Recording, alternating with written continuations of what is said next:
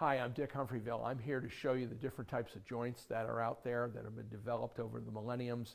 There's 4 basic types of joints. As you look up on the wall here, this is a compilation of the different types of joints. This is only a fraction of the joints out there. There are about 500 different joints. I've done about 100 of them. The first type of joint that we want to talk about is the mortise and tenon joint. This is a blind mortise and tenon. You have the tenon and you have the mortise. This is one that's used more than any other joint. It's used to hold aprons and legs together on a table. It's used for many, many different applications. This is held together with glue through a chemical bond. This is loose for demonstrations, but they're pressure fit, and that's what allows these joints to stay together. Very similar to the blind mortise and tenon is the through wedged mortise and tenon. We have the little wedges, and then after that we have, just like before with the blind, but this is through, we have the through mortise and we have the tenon. Unlike the blind mortise and tenon, 1, it goes through, 2, there's a mechanical lock. These wedges that go in here enable the joint to have a mechanical lock as well as a chemical bond caused by the glue.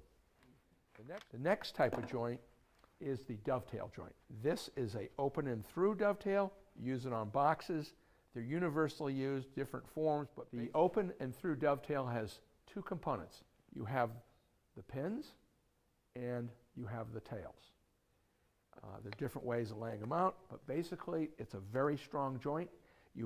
There's a mechanical lock in that you have a rake on the pins and the tails, and you have a chemical bond caused by the glue. The next most important dovetail joint is the half-blind dovetail.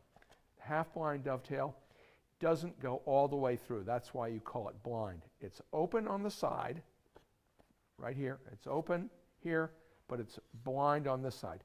Use this joint primarily in making drawer fronts, or where you don't want to see the butt of the tail, where you don't want to see this. So we have the mortise and tenon joint, we have the dovetail joint. Next type of joint is your scarf joint. Scarf joint, there are many different types of scarf joints. I've counted about 30 of them. This particular one is an oblique captured scarf joint. You see it's captured right here, it locks it in, and it's oblique. It crosses through the grain at an angle, and a lot of these are pegged, a lot of them are just glued.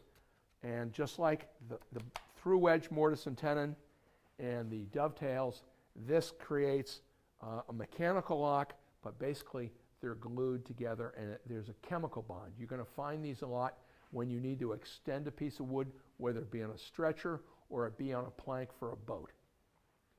Finally, we have the cross slap joint. This is a very strong joint. It's where 2 pieces of wood intersect and go off in their different directions. This goes at right angles. This goes at right angles. I'm not putting it together because it's pressure fit. They can go at a 45, they can go at a 22.